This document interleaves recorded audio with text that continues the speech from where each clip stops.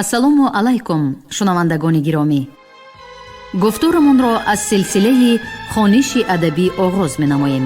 ба таваҷҷӯҳи шумо бозгӯи китоби асосгузори сулҳу ваҳдати миллӣ, пешвои миллат, президенти ҷумҳурии Тоҷикистон муҳтарам Эмомалӣ Раҳмон, чеҳраҳои мондагор. ровӣ Ализода Абдурашид Хоҷамкул. гуфтури 48.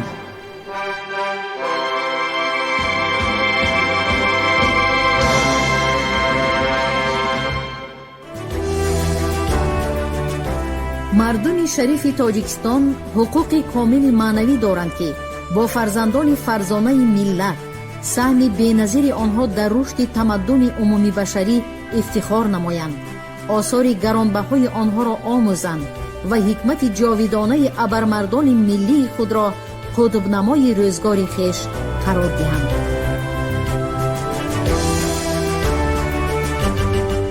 نقیبخان طغرل احراری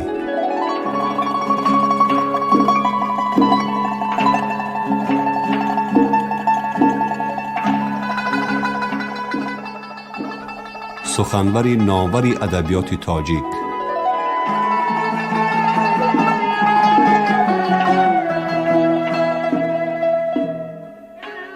از مندرجه و محتوای اشعار نقیبخان طغرل احراری پیداست که او مسائل مهمترین حیات انسانها، ترغیب و تشویق دوستی و رفاقت، صداقت به آیین‌های نیک انسانی، وحدت و همدلی و مانند اینها را صادقانه و ماهرانه ترغیب نموده است. به خود او نمونه صداقتی بلند انسانی، دوستی جانی و انسانی سرشار از صدق و محبت بوده است. در سراسر اشعارش نقیبخان طغرل از شمس الدین شاهین همچون استاد و دوستی بهترین خود یادآور می شود و رفاقت این دو شاعر رمزی دوستی انسانها و نمونه همکاری دو شخصیت معروف بوده باید برای نسل امروز نمونه عبرت باشد. آنها در نتیجه مطالعه و مباحثه زیاد برای تکمیل اشعار همدیگر کوشیده با اخلاص و اطمینان تمام در جاده پیشرفت ادبیات خلقمان برابر قدم نهادند. نقیبخان طغرل همچون انسانی یک رو، یک قول، به عهد خود وفادار، به دشمنی و بدبینی، فتنه و دسیسه و دیگر خصلت‌های نامطلوب انسانی همیشه حسی آشتیناپذیر نشان داده است. شاید نتیجه همین خصلت‌های جوانمردانه از جمله به قول خود استوار بودن و نفرت به ناتوان بینی و غرض بود که با فتنه شخصانی تملق کار و دل سیاه شاعری محبوب عاقبت قربانی تهمت ناحق گردیده به طور فاجعه‌ای کشته شد. اما با گذشت روزگار و فاصله نچندان طولانی با کوشش ضیاییان تاجیک، خاصه استادانی بزرگی ادبیات ما صدرالدین عینی، میرزا ترسنزاده و ناصر جان معصومی، چهره اصلی شاعر دوباره از پس ابر تیره حسادت و عداوتی ناتوان بینان مثل خورشید بیرون آمده آثار بی زوالش دسترسی مردم گردید. مخصوصاً می خواهم از خدمت‌های بزرگ قهرمان تاجیکستان استاد صدرالدین عینی یادآور شوم. هنوز در ایامی که شخصیت نقیبخان طغرل در عرصه سیاست زمان به اصطلاح سیاه شده حساب می شد، استاد صدرالدین عینی در کتاب نمونه ادبیات تاجیک با جسارت و مردانگی بزرگ از استعداد نادری طغرل یادآور شده مقامی هنری او را مخصوص تأکید ساخت. این در حالی است که در آن ایام بیانی چنین سخنانی مطلوب نسبت به شخصیتی به قتل محکوم شده غیر امکان بود. خدمت استاد عینی برای زنده گرداندن نام صدها نفر سخنوران گذشته ما بزرگ و بی‌نظیر است. ما همگان از کوشش و نقش استاد برای معین و مقرر نمودن مدفن سلطان شاعران ابو عبدالله رودکی خوب آگهی داریم. از این رو امیدوارم که مردمی با ننگ و ناموس و صاحب معرفت و سربلند به نام این ابرمرد ملت ارج خاصمی گذارند و برای ادامه بخشیدن خدمت‌های بی‌نظیر او با راه انجام دادن کارهای شایسته، مخصوصاً در سمت رشد آبادی و پیشبرد اقدام‌های خیری ادبی و فرهنگی همیشه تلاش می‌کنند. در دورانی صاحب استقلالی کشور بر اساس سیاست فرهنگی دولت به میراث شخصیت‌های علم و ادب خلقمان از جمله آثار نقیب خان طغرل توجه جدی صورت گرفته نشر و معرفی میراث شاعر به طور شایسته به راه مانده شد. به خاطر آشنایی بیشتری نسل امروز با کلام شکرین شاعر و اندیشه های بلندی انسان گرایانه او، نمونه های اشعاری سخنور با ترجمه حالی مختصرش به کتاب های درسی برای مکاتب تحصیلات عمومی وارد کرده شد. در آستانه تجلیل جشن 150 سالگی شاعر با تشبث مقامات اجراییه حاکمیت دولتی ولایت سوخت نشر نو و نسبتاً مکمل دیوان او همچون تحفه ارزنده به مناسبت جشن انجام یافت. همچنین قامت افراختن مجسمه و بنیاد مقبره شاعر در زادگاهش چون هدیه حکومت مملکت به افتخار جشن گویا از زندگی دوباره شاعری شهیر به تمام مردم کشور پیام می رساند. قامتی برافراخته شاعر که رمزی سری بلند و روی سرخ وی در پیشاروی تاریخ می باشد، گویا به زبان حال به ما و شما و نسل‌های آینده می گوید.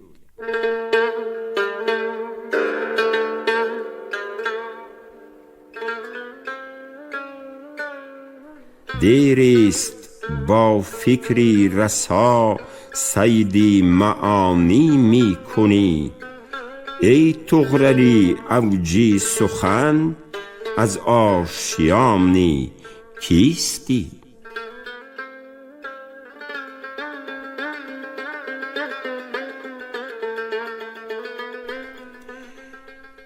مجموعه یادگاری شاعر که از مقبره، مجسمه، آثارخانه، ایوان‌های کندکاری، باغ و گلگشت‌های آراسته با درختان و گل‌های رنگارنگ عبارت بوده با طرح زمانوی و با استفاده صنعتی بلند معماری ملی ساخته شده است.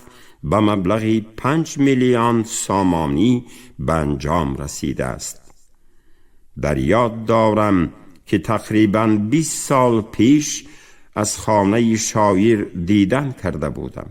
آن وقت خانه شاعر که در ایام زندگی او با حضور خودش بنیاد گردیده است، نمودی تماماً دیگر داشت و سخت تعمیر طلب بود. امروز در خانه و آثارخانه شاعر مهمترین نمونه های فرهنگی خانه‌داری ملی تاجیکان، خاصه مردمی وادی زرفشان، اشیا و دیگر لوازمات دارای اهمیت تاریخی، نسخه های خطی و چاپی آثار شاعر و مانند اینها جمع آوری شدند.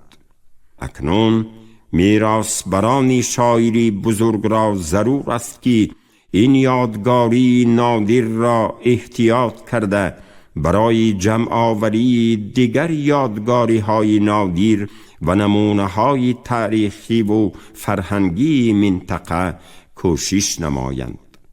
خانه شاعر می تواند در آینده به یک آثارخانه مهمی تاریخ و فرهنگ ملتمان تبدیل یافته در آن یادگاری های خطی، کتاب های نادر، عنصرهای فرهنگ خانه‌داری کهن تاجیکان، محصول نوهای گوناگونی هنرمندی چون ثروتی بی‌بهای خلقمان گردآوری و نگاهداری کرده شوند.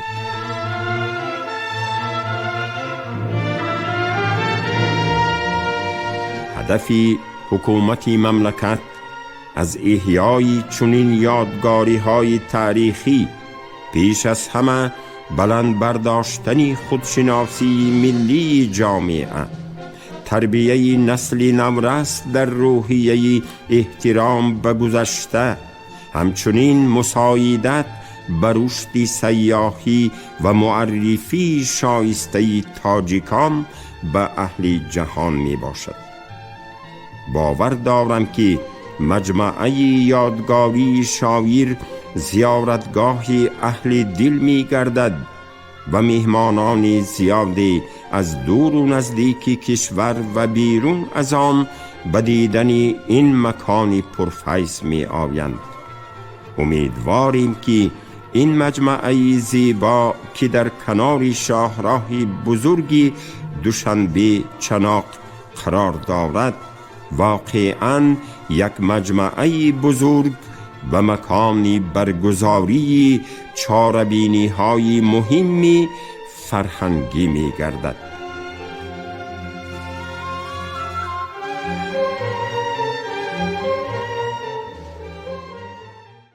صدرالدین عینی.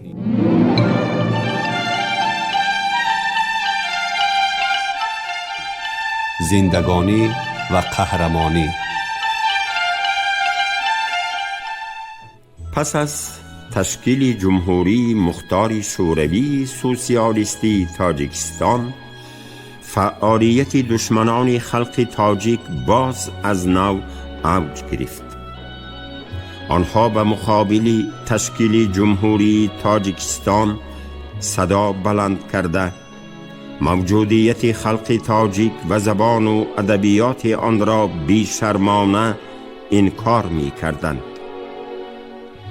در همین شرایط دشوار اثبات موجودیت خلق تاجیک اهمیت بسا مهم تاریخی، سیاسی، اجتماعی و فرهنگی پیدا نمود. زیرا فاش ساختن ماهیت عقاید ارتجاعی ملتگرایان یکی از شرطهای تشکل فرهنگ سوسیالیستی تاجیک به شمار می رفت. محض به این نیت سالهای 1924 1926 در صحیفه مطبوعات دایر به تاریخ و تمدن و زبان و ادبیات تاجیک مقاله های زیاد نشر گردیدند که جنبه های گوناگونی حیات تاریخی خلق تاجیک و جان نثاری های روشن فکران آن را بهر حفظ منافع ملی انعکاس می کردند. در این وضعیت تاریخی به میدان مبارزه استاد عینی به حیث یک قهرمان ملی وارد گردید.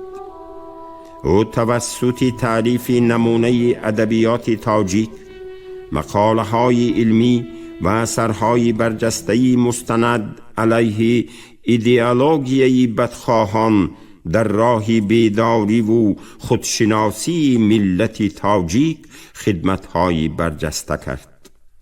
استاد در آفریده های خیش بسیار مسئله های حیاتی، تاریخی، اجتماعی، سیاسی، فرهنگی و ادبی خلق تاجیک را به میان می گذارد و با موشکافی های خردمندانه تاریخ و تمدنی قدیمه داشتنی تاجیکان را اثبات می سازد. او تأکید می نماید در آسیای میانه، خصوصاً در خاک بخارا و ترکستان، به بودن یک قومی بزرگ با نام تاجیک باید کسی انکار نداشته باشد. صاحب مدنیتی کهن و ادبیاتی کهنسال بودنی این قوم نیز جای انکار نیست.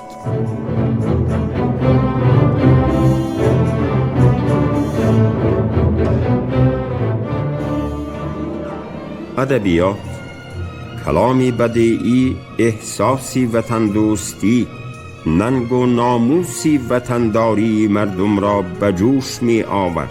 آنها را به مبارزه ضد فاشیسم هیتلری، مهنتی فداکارانه بهر غلبه روح بلند و سفربر می نمود. استاد عینی با مقاله های تیز و تندی پوبلیسیستی خود ماهیت فاشیسم را آشکار ساخته در مثال گذشته قهرمانانه خلق تاجیک احساسی وطن دوستی و آزادی خواهی مردم را بیدار می کرد.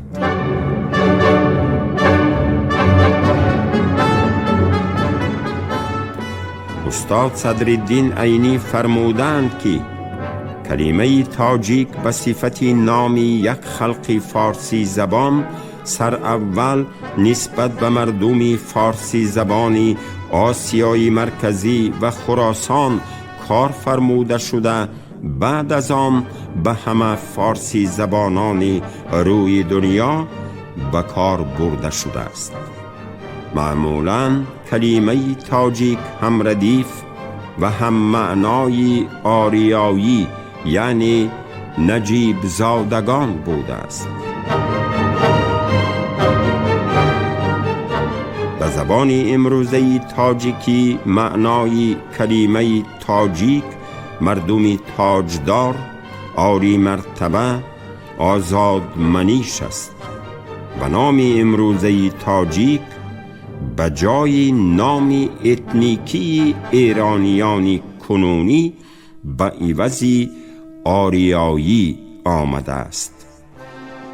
تلاش و مبارزه های گذشتگانمان که در تاریخ با نام پیشوایان و سرکردگانشان سپیتمین، مقنع، شیرک، اسماعیل سامانی، تیمور ملیک، واسی و غیره یاد می شوند، همه مبارزه بهر خودشناسی، دفاع از ناموس و قدر و اعتبار انسانی و ملی بوده است. حتی در عصر بیستم در طول 70 سال موجودیت دولت شوروی نیز این جهد و کوشش ها قطع نگردیدند، مگر تلاش و مبارزه های صدرالدین عینی، سید رضا علیزاده، شیرین شاه تیمور، چنار اماموف، عبدالقادر محی‌الدینوف، نصرت الله مخصوم، بابا جان غفوروف و ده‌ها زیاییان و سیاستمداران ما بهر دفاع از منفعت‌های خلق و ملت ماهیت استقلال جویی نداشتند.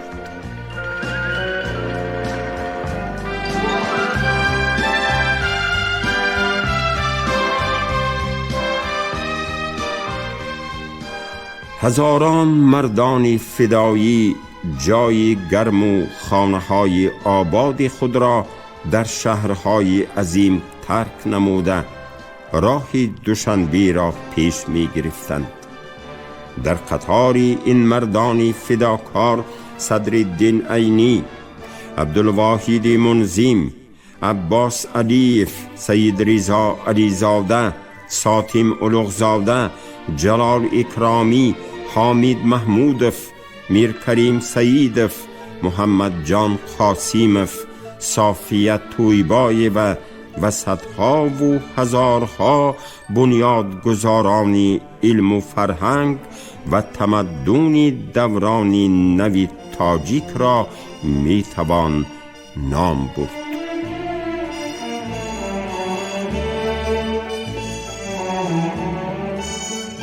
نام ملت را اصلا فرزندانی باننگ و ناموسش زنده می دارند و هر باری که برای پیموده ملت خیش با چشم خرد نظر افکنیم می بینیم که بزرگان هر دور و زمان چون حلقه های یک زنجیر باری ملت را به دوش خیش کشیدند.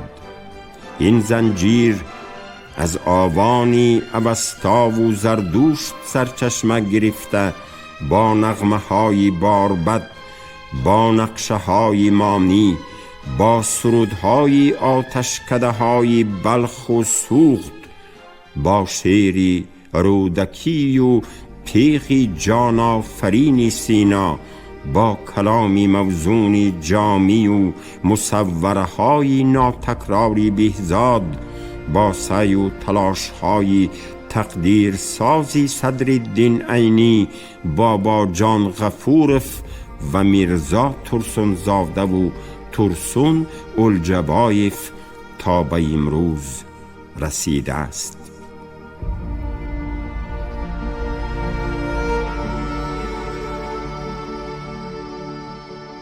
محض غرور ملی، کوشش برای بقای وطن و نگاه داشتنی فرهنگ و صدرالدین عینی امکان داد که آچرکی پرمحتوای تیمور ملیک را نویسد. به عذاب و شکنجه و کلتک کوبی ها نگاه نکرده استاد عینی تاریخ ادبیات ما را ایجاد کرد. وی ثابت نمود که خلق تاجیک نه تنها وجود دارد بلکه دارای تمدنی باستانی هم می باشد. برای فراهم آمدن محیطی سالم معنوی ضرور است که نسل نورس سنت‌های اخلاقی، تاریخ، ادبیات و فلسفه قدیمی خلق خود را خوب داند.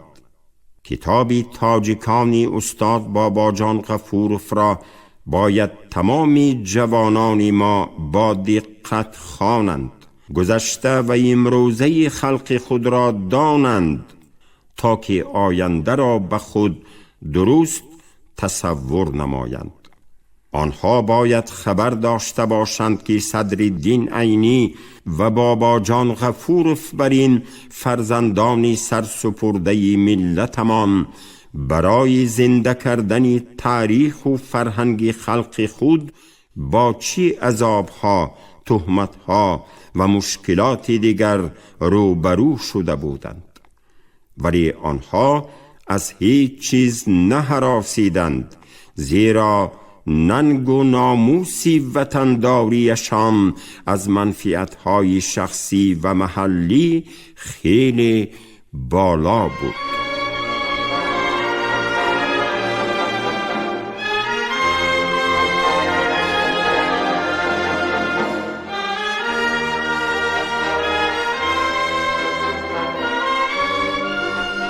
دهها و صدها فرزندانی به آر و ناموس خلق را نام بردن ممکن است که برای آزادی، آبادی و آبروی ملت و استقلالیت وطن عزیز فداکاری و جان نثاری ها کردند. از بین این فرزندانی سرسپرده من 2 نفر را مخصوص نام بردن می خواهم که برای تشکر ملت، بالاروی حس خودشناسی و وطنداری و استقلالیت تاجیکان خدمتی بزرگ کردند. این دو فرزند برومند خلق استاد صدرالدین عینی و بابا جان غفورف می باشند. صدرالدین عینی موجودیت خلق تاجیک را همچون ملت قدیمه آسیای مرکزی اثبات نموده، حق و حقوقهای قانونی این ملت را برای تشکیل دادن دولتداری ملی خود به میان گذاشت. بابا جان غفورف اقدامی وطن دوستانه صدرالدین عینی را ادامه داده، برابری فعالیت خردمندانه دولتداری تاریخ قدیمه ملتش را به شکل یک اثر جامع از زمانهای قدیم ترین تا روزهای ما نوشته پای دیواری استقلالیت و خودشناسی تاجیکان را جاودانه ساخت. ما با کمال احترام و سپاسگزاری به این دو فرزند فرزانه ملت اولین عنوان قهرمان تاجیکستان را مناسب دانستیم.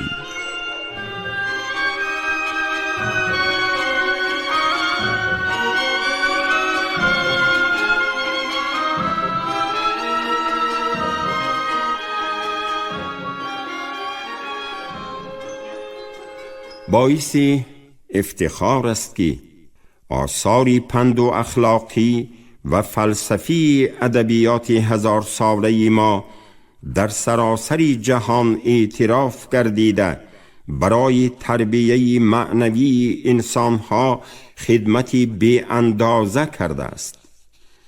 بشریت ترقی پرور در صف بزرگان جهان همیشه از استاد رودکی، حکیم فردوسی، شیخ سعدی، ابن سینا، جلال الدین بلخی، خواجه حافظ، عبدالرحمن جامی و مرزا بیدل یادآور می شود. ما از آن نیز سربلند هستیم و افتخار داریم که شاعری شهیر آلمان گیاته از بین ادیبان و شاعران 7 تن همزبانان ما را ستاره درخشانی نظم نامید و در نزد استعداد آنها سری تعظیم فرود آورد. عنعنه گذشتگان برومندمان را در دوران نو استاد صدرالدین عینی، ابوالقاسم لاهوتی، مرزا ترسنزاده، ساتم اولوغزاده، جلال اکرامی، رحیم جلیل، باقی رحیم زاده ادامه داده این ادبیات را با جستجو و ایجادهای نو به نو غنی تر ساختند.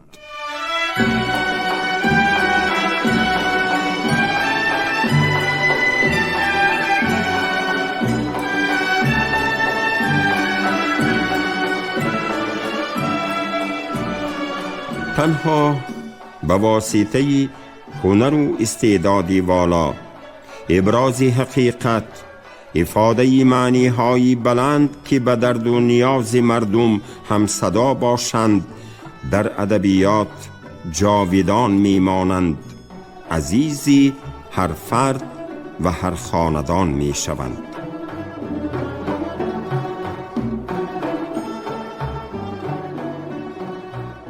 شما گفتار 48 را از روی کتابی اساسگذار صلح و وحدت ملی، پیشوای ملت، پرزیدنت جمهوری تاجیکستان محترم امامعلی رحمان چهره‌های ماندگار در قرائت راوی علیزاده عبدالرشید خوجمقول شنیدید. کارگردان شیرعلی نغزلی، منظم آواز کریم طالبوف. پایان گفتار از سلسله خوانش ادبی.